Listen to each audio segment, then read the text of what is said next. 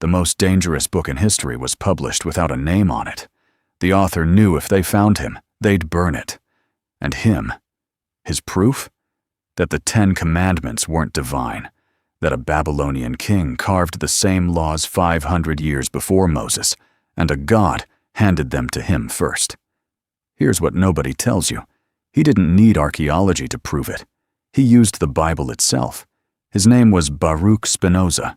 They tried to stab him outside a theater. The knife missed. His argument didn't. And what he proved would not just unravel religious authority. It would raise a question most of us would rather not ask. If these laws were never from God, then what have we been feeling guilty about for 3,000 years? Now, the evidence that confirmed what Spinoza already knew. A French archaeologist is working in the ruins of Susa in modern-day Iran. The team finds something massive in the dirt. A black stone pillar, 7.5 feet tall, carved from top to bottom in cuneiform. 282 laws, organized by category: property, marriage, theft, murder, slavery, false witness, punishment for the man who strikes his father, punishment for the woman who abandons her husband, compensation for the ox that gores a citizen. At the top of the pillar, a relief. A king receives the laws directly from a god. The king is Hammurabi. The god is Shamash. The date, roughly 1754 BC. 500 years before the biblical chronology places Moses on Mount Sinai. And here's the detail that should keep you up at night. Hammurabi's laws don't just resemble the 10 Commandments, they mirror them. If a man steals an ox, he shall pay tenfold. The Bible, much later. If a man steals an ox, he shall pay 5 oxen. Different numbers, same principle. If a man strikes his father, his hand shall be cut off. The Bible, he who strikes his father shall be put to death. Different penalties, same offense. If a man bears false witness in a case of capital crime, he shall be put to death. The Bible, thou shalt not bear false witness against thy neighbor. Different framing, same prohibition. The structure is identical because the problem is identical. How do you keep a group of human beings from destroying each other? You write down the rules, you attach consequences, and you attribute the whole thing to a god, because in the ancient world, the only authority strong enough to enforce a law is divine authority. The stone is now in the Louvre. You can see it for the price of a ticket. But here's the part nobody likes to say out loud. Spinoza saw this coming 300 years before that stone was unearthed. He didn't have the archaeology. He didn't have the Babylonian tablets. He had something more dangerous. He had the Bible itself, read with the eyes of a man who refused to look away. So who was this man who found the proof in the Bible? Amsterdam, 1632. A Jewish merchant family that had fled the Portuguese Inquisition has a son. They name him Baruch, which means blessed. He grows up brilliant. He studies the Torah in Hebrew. He learns Aramaic for the Talmud. He learns Latin from a freethinker named Van den Enden. By the time he's 20, he's reading more philosophy than the rabbis would like, and he's asking questions they cannot answer. In 1656, at age 23, the Jewish community of Amsterdam does something they have only done once before and would never do again. They do not just excommunicate him, they curse him. The decree is read out loud in the Ezra synagogue, biblical, total, final. Cursed be he by day, and cursed be he by night. Cursed be he when he lies down, and cursed be he when he rises up. The Lord will not spare him. For what crime? Here's the strange part. He hasn't published a single book yet. 0 published works. He had been teaching 2 students privately, and they had reported what he was saying back to the synagogue council. 3 claims, according to the surviving record. 1. God has no body and cannot be imagined to have one. 2. Angels are imaginary figures. 3. The soul is not immortal in the traditional sense. The rabbis saw the future in those 3 claims. and they were terrified. Spinoza doesn't fight the curse, he doesn't appeal it. He changes his name to the Latin form, Benedict, and walks away from his entire world. His sister tries to deny him his inheritance. He wins it in court, then refuses to take it. He moves to a small house outside Amsterdam. He grinds lenses for a living. He writes. Slowly, in Latin, in geometric proofs, in the most patient prose ever written by a heretic. The book that would unmake the foundations of Christianity and Judaism alike is called the Tractatus Theologico-Politicus. He publishes it in 1670, anonymously, with a fake publisher on the cover, because he knows what they do to people who write what he is about to write. And in chapter 8 of that book, he does something no major European thinker had ever dared to do before. He proves that Moses did not write the 10 Commandments. Here's what made Spinoza dangerous. He didn't argue against the Bible the way an atheist argues against a religion. He didn't reject it. He didn't mock it. He didn't claim it was all lies. He did something far worse for the rabbis and the priests. He proposed reading the Bible the same way you would read any other ancient text. That's it. That was the radical move. Read it like Tacitus. Read it like Herodotus. Read it like the Iliad. Look at who wrote it, when, in what language, under what political conditions, with what audience, with what gaps, with what internal contradictions. Treat the text as a historical artifact instead of a divine transmission. In the Tractatus, chapter 7, Spinoza writes, and I'm paraphrasing his Latin into clean English, that the method for understanding Scripture is the same as the method for understanding nature. You collect the evidence, you compare the passages, you look for the structure. You don't import anything from outside the text.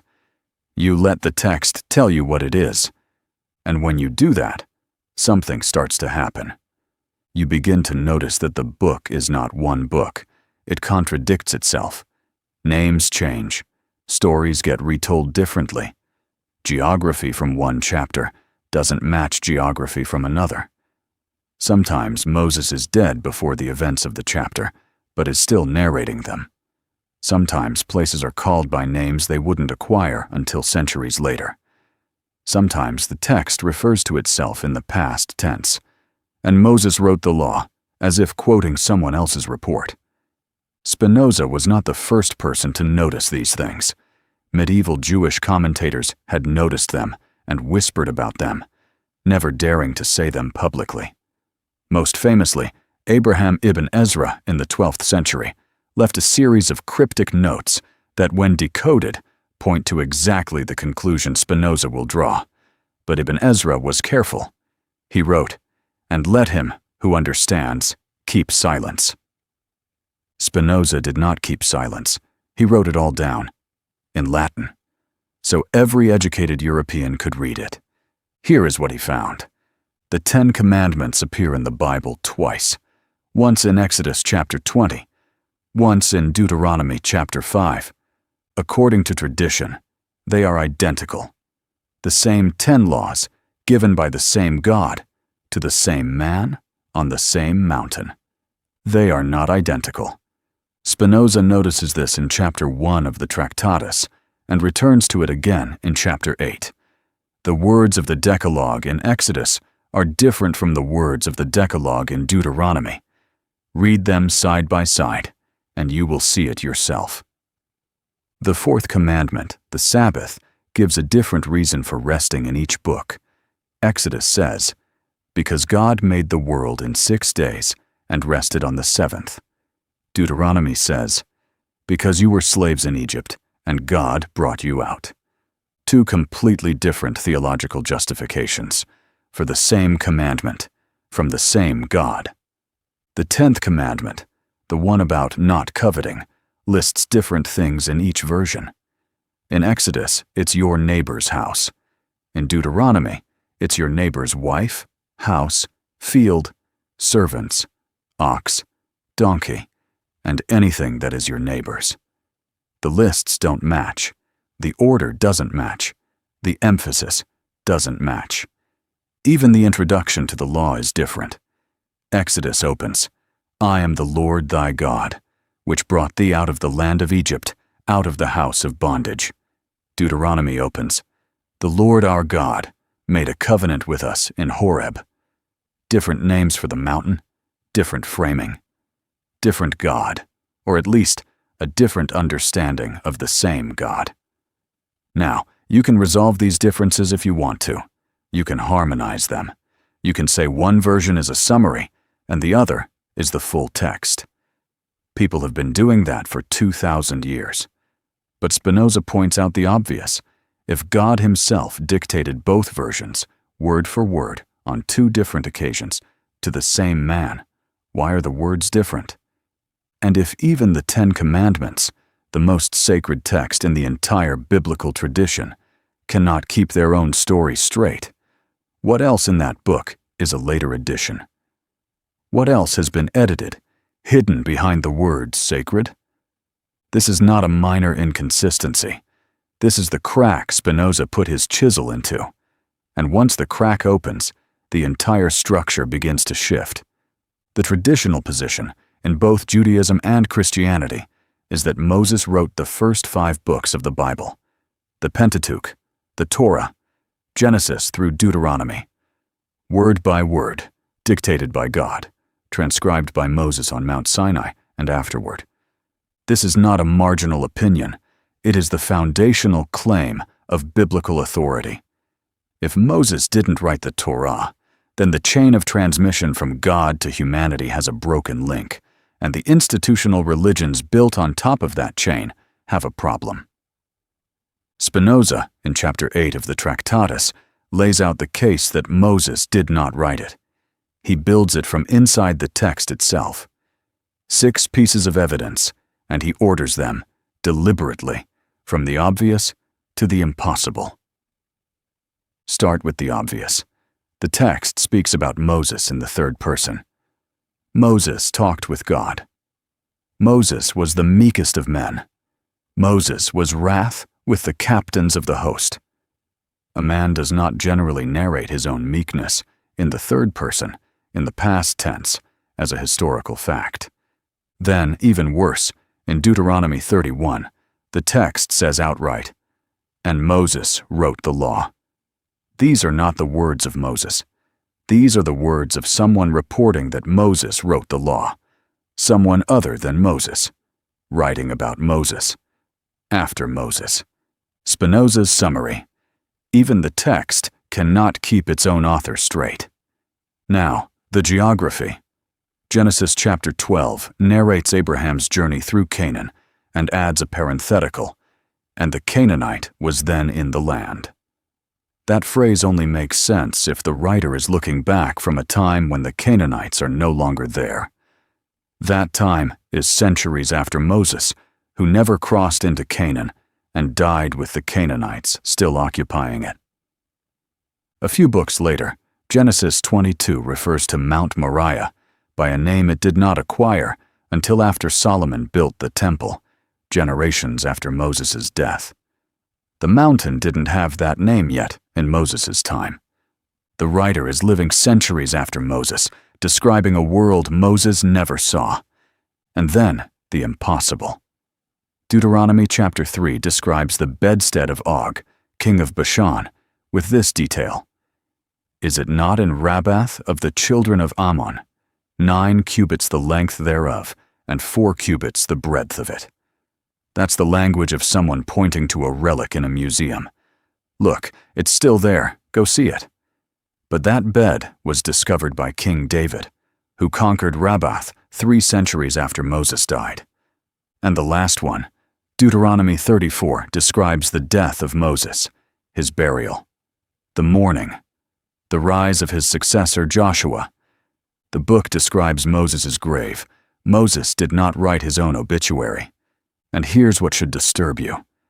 Every child who was ever punished for breaking one of these laws was being punished for a text that the text itself cannot keep straight. Every sermon ever preached about the authority of Moses as author was built on a foundation the text itself quietly demolishes. Spinoza notes that these 6 examples are not exhaustive, they are simply the clearest. There are dozens of others scattered throughout the Pentateuch, place names that did not exist in Moses' time, phrases that describe situations from a much later period, editorial parentheticals that explain to a later audience things that an audience contemporary with Moses would not have needed explained. What Spinoza concludes, slowly, methodically, page after page, is this: the Pentateuch, as we have it, was written long after Moses, by someone else, from multiple sources, and he tells us who he thinks it was. In chapter 8 of the Tractatus, after laying out the evidence, Spinoza writes one of the most quietly explosive sentences in the history of biblical scholarship. I cannot find anyone, save Ezra, to whom to attribute the sacred books. Ezra, the post-exilic Jewish scribe, living in the 5th century before Christ, roughly 700 years after Moses, if Moses existed at all. Here is what Spinoza puts together, and here is where I want you to forget the word scribe, forget the image of a quiet old man copying scrolls. The Ezra Spinoza describes is something far more interesting. He is the chief editor of a defeated civilization. After the Babylonians destroyed the first temple in 586 BC and dragged the Jewish elite into exile, the Jewish people lost much of their religious infrastructure. They had no temple, they had no kings, they had no centralized religious authority. What they had was scattered fragments, stories, laws, traditions, prophetic writings, held in different communities, in different versions, contradicting each other on the details. When the Persians under Cyrus allowed the Jews to return from exile around 538 BC, the community needed something to rebuild itself around. They needed a single canonical text, a foundation, a constitution, an identity. Enter Ezra. The book of Ezra describes him as a scribe who prepared his heart to seek the law of the Lord and to set it forth. The book of Nehemiah describes a scene in which Ezra reads the law out loud to the gathered people, and gave the sense and caused them to understand the reading. Spinoza notices that phrase. Gave the sense. Ezra didn't just read. He explained. He glossed. He edited. He set forth. What Ezra did in modern language was a rebrand. He took the surviving documents of a defeated, scattered people and assembled them into a single sacred book that could anchor a nation that no longer had a kingdom. He was an architect of identity. The most successful architect of identity in human history, in fact, because the structure he built is still standing 3,000 years later. What Spinoza is proposing, and what 19th century German scholars would later confirm with the methods of philology Spinoza himself helped invent, is that Ezra and his school compiled the Pentateuch out of multiple older sources, harmonizing them where possible, leaving the contradictions in place when harmonizing was impossible. The 2 versions of the Decalogue, 2 different source documents, each held sacred by a different community within the post-exilic Jewish world, both included in the final compilation because no one had the authority to throw either of them out. The contradictions are not mistakes, they are fossils. They are the fingerprints of editorial work. The book we call the Torah is the product of human assembly in the 5th century BC by men with names and biographies and political agendas, building the religious identity of a small, defeated, recently liberated people, trying to give them something to hold on to in a world that had broken their state and scattered their elite. That is not a divine transmission from Mount Sinai. That is statecraft. Beautiful statecraft. Politically brilliant statecraft. But statecraft. And here is what that means for everyone who came after. Because by now, you can see why they cursed Spinoza. Why they tried to stab him. Why his book was placed on the Vatican's Index of Forbidden Books and stayed there for 2.5 centuries. Because if Moses did not write the Pentateuch, then the laws are not from God. And if the laws are not from God, they are negotiable. And if they are negotiable, then the priests and the rabbis and the imams who hold the exclusive franchise on interpreting them lose their power. That is the actual stake. Not theology, not metaphysics. Power. For 2,000 years, religious authority in the West rested on a single foundational claim: that the texts were divinely revealed, and that we, the priests, the rabbis, the religious elite, held the keys to their meaning. Disagreement with us was disagreement with God. That is the machine. And once a machine like that is built, it does not need God to keep running. It only needs people who still believe that disagreement with men is disagreement with God. If you grew up anywhere near that machine, and most of the West did, in some version, whether Catholic, Protestant, Jewish, or one of their cultural heirs, then somewhere inside you there may still be its small administrative office, a flinch at certain desires, a reflex of guilt that arrives before thought, an old fear of breaking a rule whose origin you never had the chance to inspect. That fear is not from God. It was installed by men. Men who understood, very early, that fear is the most efficient form of obedience. Every priest who threatened damnation for breaking the Sabbath was enforcing a human decision made centuries after the desert, in the ruins of a defeated nation. Every child who was told these laws were the voice of God was not receiving a message from heaven, but inheriting a tradition preserved, edited, and sanctified by human hands. The chain of authority that millions of lives bent themselves to obey was at its origin the careful work of human editors trying to save a nation from disappearing. That is not the voice of God speaking down the centuries. That is the voice of Ezra, and the men around Ezra, speaking through the mouths of every authority figure who ever told you that to break one of these rules was to break faith with eternity itself. Here is where Spinoza turns from textual criticism to something deeper. Even if some core of the laws really did come from a historical Moses, even if there really was a leader of that name, who led some group of Hebrews out of some kind of slavery, Spinoza argues that we have been reading him wrong for 2,000 years. He writes, in chapter 5 of the Tractatus, Moses does not teach the Jews as a prophet, not to kill or to steal, but gives these commandments solely as a lawgiver and judge. Let that land. What he is saying is this: the 10 Commandments are not eternal moral truths inscribed in the structure of the universe. They are the legal code of a particular Bronze Age polity. Moses was acting as a head of state, not as a transmitter of cosmic ethics. He was governing a wandering, fractious, freshly emancipated population that needed structure or it would collapse. So he gave them laws. Laws appropriate to their situation, their culture, their level of development. That is not a divine moral code. That is what every founder of every state has always done. Name one civilization that survived without these rules. You cannot. Not because God wrote them, because the ones that did not have them collapsed before they could leave us their stories.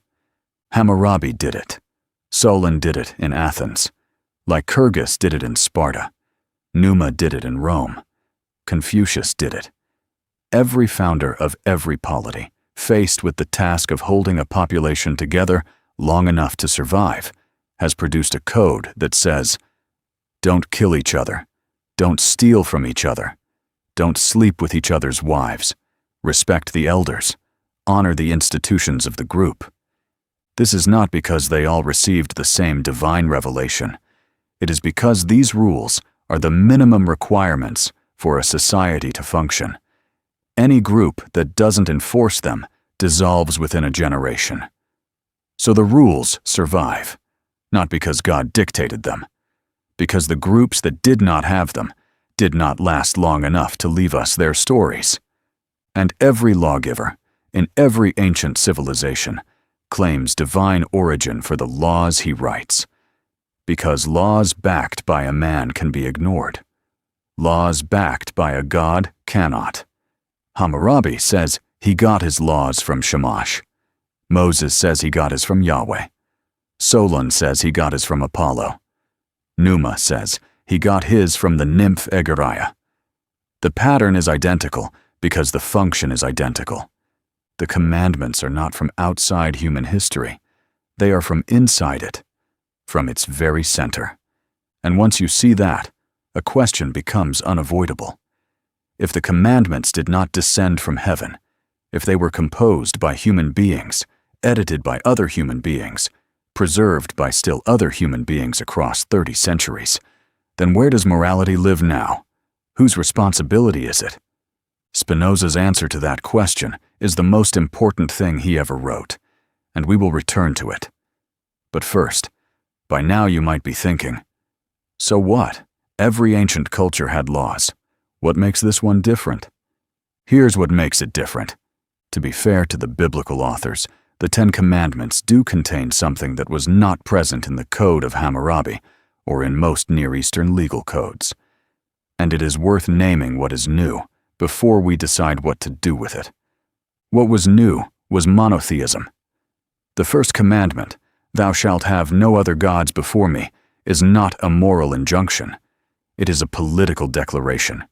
It says, this is the only God you serve. Period. No others. The second commandment, "No graven images," extends the same idea. You cannot represent this God with a statue because no statue could contain him. And the fourth commandment, the Sabbath, the institution of a weekly day of rest, is a labor regulation with no real parallel in earlier codes. In the ancient world, slaves worked until they collapsed. The Sabbath, applied to slaves and animals as well as free citizens, was actually one of the earliest labor protections in human history. These three things, exclusive monotheism, the rejection of images, the weekly Sabbath, were genuinely innovative in the Bronze Age Near East. They were not handed down from Sinai. They were the religious political innovations of a particular community trying to define itself against its neighbors. They worked. The Jewish people built one of the most durable cultural identities in human history around them. But notice what they are not. They are not universal moral principles deducible by reason. They are markers of group identity. They tell you who is inside and who is outside the covenant. That is exactly what Spinoza identified them as, not divine ethics, but the political constitution of a specific nation, made sacred so that the nation could survive. The genuinely moral commandments, don't murder, don't steal, don't bear false witness, those were not new. Those were the inherited wisdom of every settled human community for the previous 3,000 years. The Decalogue did not invent ethics. It systematized and ritualized what humans had already known, since they began living together in numbers larger than a family. Spinoza is not saying the commandments are bad laws. Some of them are excellent laws. Don't murder is genuinely good advice. So is don't steal. So is honor your parents. These are the inherited wisdom of millennia of human social experiment, and we discard them at our peril. But they are not eternal. They are not divine. They are not above questioning. They are human achievements, flawed, partial, time-bound, that can and should be improved upon as our understanding grows. The seventh commandment treats women as property of their husbands. The 10th commandment lists wives alongside slaves and livestock as objects not to be coveted. We can and have improved on those, not because we have a better revelation, because we have better reason, which is exactly what Spinoza said we should use. In his other book, The Ethics, Spinoza writes that the highest form of human freedom is not obedience to law. It is understanding. We do not act well because a voice on a mountain threatens us. We act well because we understand what increases the power of our lives, what strengthens what we share, what makes us free instead of enslaved by our own fear. The good life, for Spinoza, is the life of joyful comprehension, not the life of trembling compliance. That is the ethics he leaves us with after the commandments fall. Not nothing. Something better. If the commandments are human, not divine, does that make them weaker, or does it make them yours? Think about that, before you answer too quickly. The lens grinder died at 44. He died in The Hague, in 1677, of lung disease, almost certainly from the glass dust he had been breathing for 20 years. He died poor. He died alone. He was buried in an unmarked grave, in a Christian cemetery, because no Jewish cemetery would have him, and he had never converted. Within 50 years of his death, almost every educated European thinker had read him in secret. Within 100 years, German romantics were calling him the God-intoxicated man. By the 19th century, the documentary hypothesis, the formal scholarly version of his argument that the Pentateuch was assembled from multiple sources, had become the consensus view in every serious biblical studies department in the world. And in 1901, when the Code of Hammurabi came up out of the dirt of Susa, all it did was confirm what Spinoza had already proved, with no archaeology at all. So next time someone tells you that the 10 Commandments are the eternal moral law, handed down on a mountain by a God who chose one people above all others, remember the stone in the Louvre. Remember the cuneiform, 5 centuries older than the biblical chronology. Remember the lens grinder, who saw it all coming, with nothing but a Bible, a sharp mind, and the courage to read what was actually there. The commandments did not descend from heaven. They rose up out of the ground, with us, slowly, painfully, generation by generation, as we taught ourselves how to live together without killing each other. The terrifying truth is not that the commandments were human. The terrifying truth is that they were always human, which means no one is coming, no voice on the mountain, no tablets descending from the clouds, no exception, anywhere, ever. We are responsible now. Spinoza wrote in Latin in a small house in The Hague, grinding lenses to keep himself fed. He never raised his voice. He never converted anyone by force. He never demanded that anyone burn anything down. He just refused to look away from what the text actually said. And on the other side of that refusal, 350 years later, here we are, reading the same Bible, knowing now what he knew then. And knowing it now opens one last door, which is the most uncomfortable door this video can open. If those laws were never from God, then the obedience, the guilt, the shame, the long nights of asking forgiveness for things only men ever forbade, that did not reach anyone in particular. It went into the silence. It went into the structure. It went into the men who built the structure.